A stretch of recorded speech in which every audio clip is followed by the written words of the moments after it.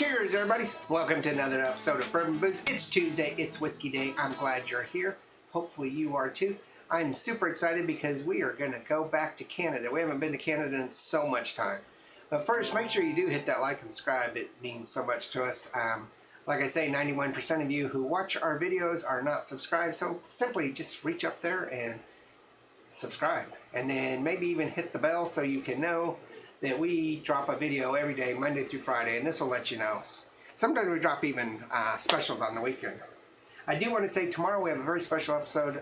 We have a producer coming in, and we've interviewed him, and he's become a really good friend of mine, and you'll probably see him on the show more, but that is going to be a very special episode tomorrow, so make sure you check it out.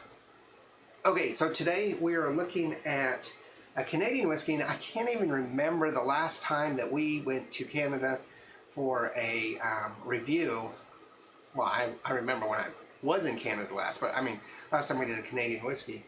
And this is one that I've actually never heard of. It's Three Fingers High 12-year, age 12 years. Three Fingers High Canadian whiskey. It's finished in a sherry cask, so that's, to me, kind of unique for Canadian whiskey, a finished whiskey.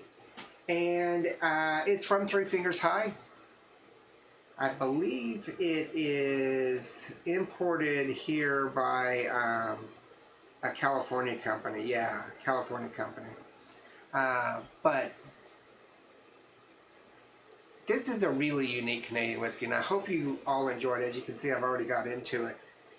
It is $40. And you can get it here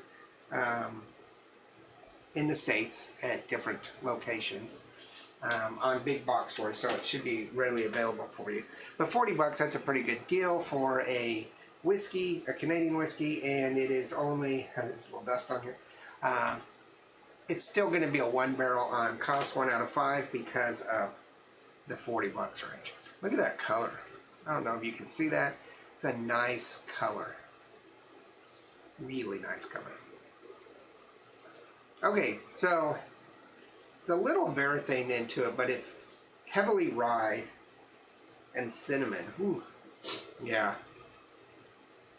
Rye and cinnamon, getting a little bit of that sweetness from the sherry.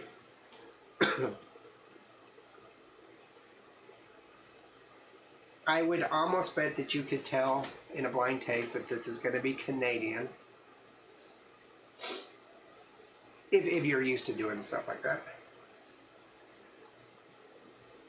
It's a little fruity notes to it as well, but it's heavily cinnamon, not like Fireball cinnamon, but cinnamon, some molasses, rye, heavy rye, and probably, I want to say a little green apple. It's kind of what I'm getting here. I'm going to say this is a 3 to 3.5 on aroma. Actually, wouldn't even have a problem putting it up to 4, but we're going to say 3.5.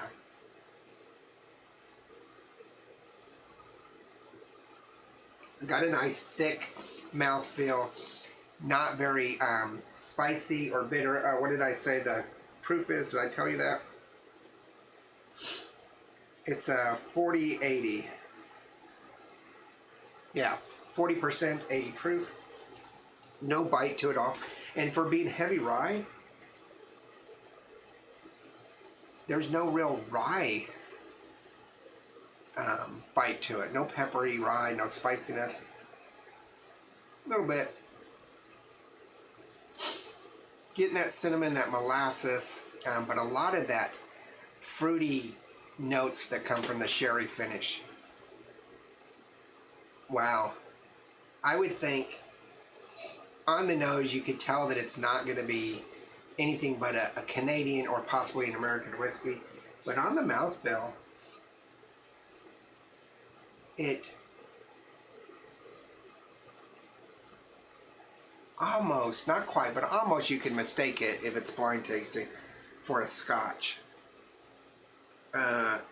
Probably possibly a Campbelltown or a Highland, but more likely Speyside. Because when I first tasted it, it did remind me of some Campbelltowns I've had.